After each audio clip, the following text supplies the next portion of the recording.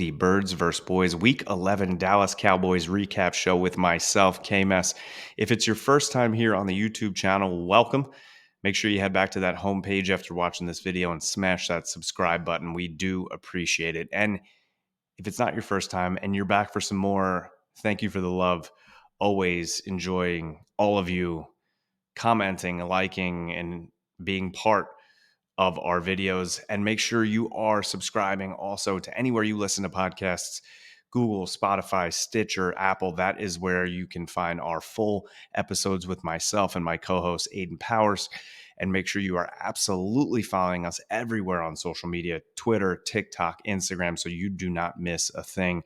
And tell your friends, tell your family. The name of the show might be Birds vs. Boys, but we talk way more than just Cowboys and Eagles. We cover the entire NFL from draft to Super Bowl and everything in between. But I know why you're here, and I know why I'm here right now. And it is to give you a quick recap of the Dallas Cowboys 33-10 victory against the Carolina Panthers in Week 11. The Cowboys moved to 7-3, and they beat up on another bad team. The Carolina Panthers now dropped to 1-9 on the season. Yikes. But I will say the Cowboys have been beating up, for the most part, on bad teams, right? They are almost undefeated against bad teams this season, except for that one game against Arizona that they lost, that I continue to say will be the one loss of the season that is going to haunt them for whatever reason, whether it be not winning the division or not having the highest wild card seed. That loss is going to come back to haunt them in some form or fashion. But I will say, besides that game, especially in the first half, the Carolina Panthers were probably the team that is down the most that the Cowboys have faced this year, that gave them the most fight, right? Both games against the Giants laid down and died. And hey, look at that. They came and beat the Commanders today. So kudos to the Giants.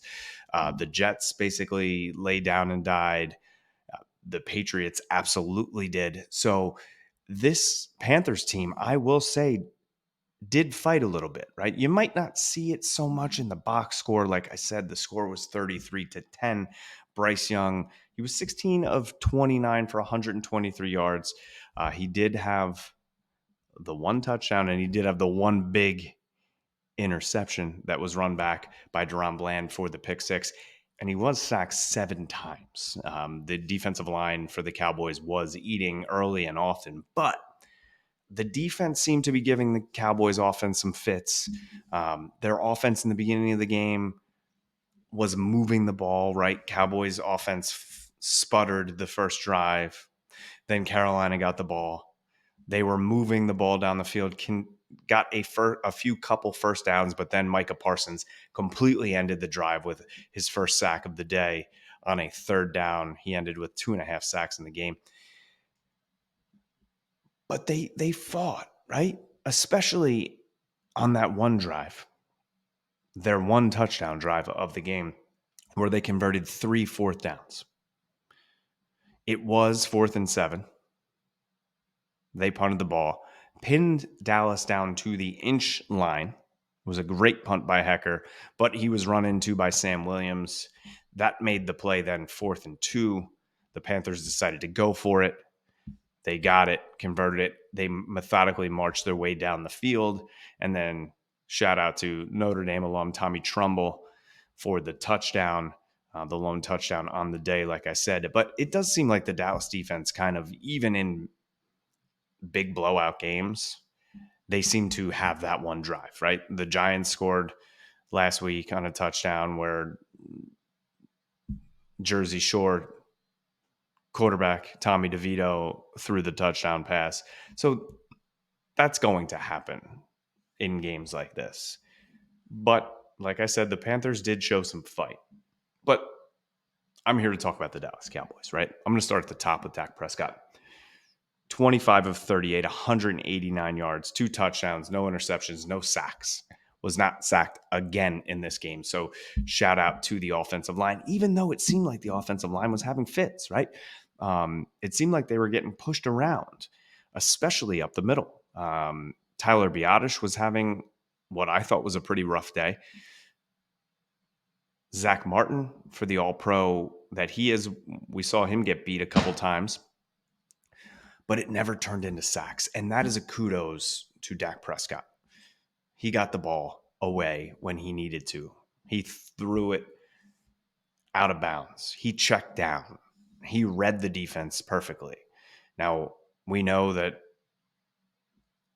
people say that Dak is much better against man than he is zone, but some of the numbers will show you that he's great against both. They showed some more zone, some too high safety, much more than what the Giants showed the week before, more of that press man that they were playing that he just dissected. The big flashy numbers weren't there for the offense, right? I mean, like I said, Dak only 189 yards. What it seemed like he was throwing for 300, 350 at a clip the last couple weeks, but that's okay. I love seeing that because that shows that he was taking what the defense was giving him. He wasn't trying to force feed it. And Greg Olsen made this point on the broadcast. He was not trying to just sling it around to everybody and sling it into any tight window that he should or could, because just because in his mind he's been throwing for 350 that he needs. No, he doesn't have to get to that mark. If he throws for 190 and 2 touchdowns and they score 33 points, I'm all in, right? Brandon Cooks, he didn't cook, but he had 3 for 42, right? He averaged 14 yards a catch, had some nice conversions. I'm okay with a game like that for him. He doesn't have to have 178 yards every day. CeeDee Lamb had a down day, even though he still had 6 catches, but very short on yardage, 38, but he had that big touchdown that kind of helped pull the game away and start to pull the game away when it seemed like maybe the game was not out of reach yet once Carolina did score that touchdown. And then we had guys, Jake Ferguson, 3 for 32. Michael Gallup, 3 for 31. Luke Schoonmaker, 2 for 23. And he caught the touchdown. Congratulations to Luke, his second touchdown on the season. But that pass has been there all year, right? Schooney's dropped it. Fergie's dropped it. That play up the seam, Dak's been making that throw beautifully all season. If the tight ends begin to make that play more, we did see Ferguson have the touchdown against the Giants on it. If that play becomes more of a weapon, that is going to be money for this offense. And then we had Tony Pollard, 4 catches, 19 yards. Tolbert had 2 for 12. Kmess Turpin, 2 for 10. So the ball was spread out. And that's why it's okay that a guy like CeeDee Lamb doesn't go for a $150 and 10 catches, and Brandon Cooks doesn't have 9 for 178. You're going to have these games, and we're going to need these games because there are going to be teams that take CeeDee Lamb out of the game, take Brandon Cooks out of the game. Other guys are going to have to contribute, and these are the perfect games for those type of players to practice on contributing, getting more reps. Luke Schoonmaker, Jalen Tolbert in the offense, Kmess Turpin in the offense. So I was very happy with the way the ball was spread out, especially after what's been happening the last couple of weeks, 3 straight weeks for CD, over 10 catches, 150. I'm okay with a type of game like he had today. And now the running game, right? I know they wanted to establish the run. Had 107 total yards as a team. Not wonderful. Tony Pollard had 12 for 61. He averaged 5.1. Not great, not terrible. But I saw some more out of Tony Pollard in this game. I saw some more burst, right? It wasn't there the whole game. There were points where he got caught in plays where last year, the year before, he breaks that tackle. And again, on the broadcast, Greg Olsen pointed this out. But his touchdown run, saw that burst, saw that wiggle, saw that energy and that tenacity to take it to the goal line. He also had 4 for 19 catching the ball. I saw some more out of Tony Pollard, which I wanted to see. Didn't see as much Rico Dowdle as I thought we would. And he had 8 carries for 23 yards, some more at the end of the game. But I think that was, they wanted to get Tony Pollard going more. And he scores the touchdown, first touchdown since week 1 against the Giants. So hopefully that momentum carries ahead into Thursday night against the Commanders on Thanksgiving, and then into Seattle at home, and then the big game at home against the Philadelphia Eagles. So the offense wasn't big, wasn't flashy, but they still scored 33, 7 from the defense. And we did have one missed extra point today, again for Brandon Aubrey, so could have been 34 points. Now let's touch on the defense before I get out of here. If you watched my preview show to this game, my biggest takeaway was I needed Micah Parsons to get on track. People were starting to bring up, do you think Micah's losing a step? And I do not agree with that whatsoever. But last week, Micah did not record a stat in that game against the Giants. It was a 32-point win. However, he did not stay and talk to the media.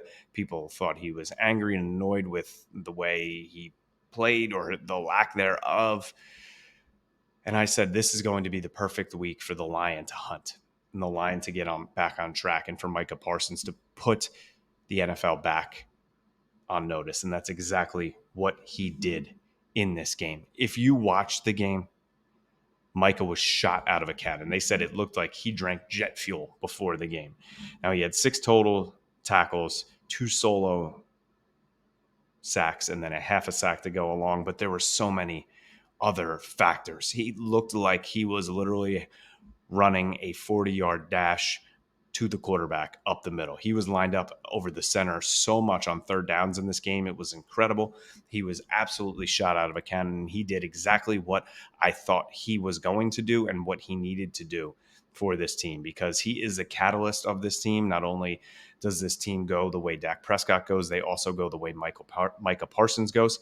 And he was a massive contributor in this game. He needed to be, and he was. I said he needed to go out and get himself 2 or 3 sacks right there in the middle, 2.5 sacks. It was perfect. So my shout out to Micah Parsons. I also have to give a huge shout out to Marquise Bell.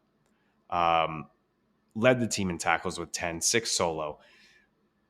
He played safety at Florida A&M. Undrafted rookie free agent last year. I loved him. I thought it was a phenomenal pickup. I tweeted about it immediately after they signed him last year. But for the things that he is doing as a linebacker, and I think a lot of us saw it in the preseason and in training camp, like that dude can play linebacker. When Overshown went down, it was kind of like, okay, who's going to be this guy? And he was the first name to pop up, and he is filling those shoes perfectly. And now with Leighton Vander Esch done for the season, probably his career, the things that he is doing already as a linebacker and at his size is unbelievable. He is only going to get better. They're only going to put more weight on him. He's only going to learn the position more. And I think he is the steal of the undrafted free agent class last year. And talking about another steal in the draft last year, DaRon Bland. He has his 6th interception on the season, his 4th, say that again, not 1, not 2, not 3, but 4 pick sixes on the season. That's just incredible. Ties the record. Some are starting to argue that, what he's doing now could almost be better than what Trayvon Diggs did with his 11 interceptions. And 11 interceptions he's eyeing it up. But the 4 return for touchdowns is just incredible. And his play on that ball coming from the opposite side of the field, the dive, the ability to read that play, dive, catch it, get up, have the instinct to go to the end zone was just unbelievable. And he was absolutely the steal of last year's draft, a late round pick. He leads the NFL in interceptions since he started playing last year. It is just unbelievable. It is incredible. And I could not be more happy for a guy like DaRon Bland and a guy like Dan Quinn who saw this in him when maybe a lot of other people didn't, him coming out of the small school in California. So shout out to DaRon Bland. And, other guys in this game who flashed a little bit, Damone Clark, Malik Hooker played well. My guy, Wanye Thomas, had 4 tackles. So the defense did what the defense was going to do, right? Jaron Kearse had half a sack. DeMarcus Lawrence. I mean, DeMarcus Lawrence does not get talked about enough for what he does. Flat out. He is one of the most underrated players, not only on this defense, but in the NFL still to this day.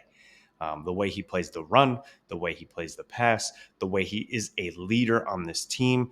He is a true professional. And he is one of the good guys in the NFL and one of those guys that continues to play at such a high level at this point in his career. Dorrance Armstrong also with a half a sack. So the team on defense was doing what they were supposed to do. Should they have even given up one touchdown? Maybe not, but they gave up only 10 points, right? On the road. And this team has struggled on the road this season. So getting up that confidence, even though it's against only a one-win team, it is very needed. And they stayed healthy, which was also extremely needed on a very short week. Now heading home to Dallas to then take on your division rival, the Commanders, who are coming off a very bad loss against the New York Giants. I think this pass rush is going to absolutely get after Sam Howell. The Washington Commanders cannot cover on defense. We saw what Tommy DeVito did to them, so we can only imagine what Dak Prescott and this receiving corps can do to them. But it is Thanksgiving.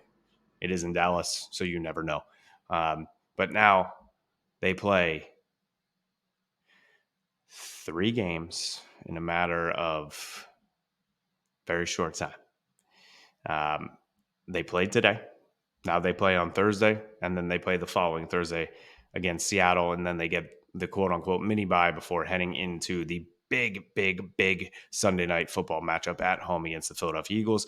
But for more heading into the Thursday night game, make sure you catch our full episode this week. Myself and Aiden Powers looking forward to the Thanksgiving Day game as well as the Eagles game and recapping the Philadelphia Eagles against the Kansas City Chiefs, which will happen on Monday Night Football. But Cowboys win 33-10. They advance to 7-3 on the season, keeping pace, hoping that the Kansas City Chiefs can take care of business at home to knock the Philadelphia Eagles 8-2, an inch just a little bit closer to the possibility of a division title. We will see. I'm not saying it's going to happen, but Kansas City can help you keep that vision alive after this win today.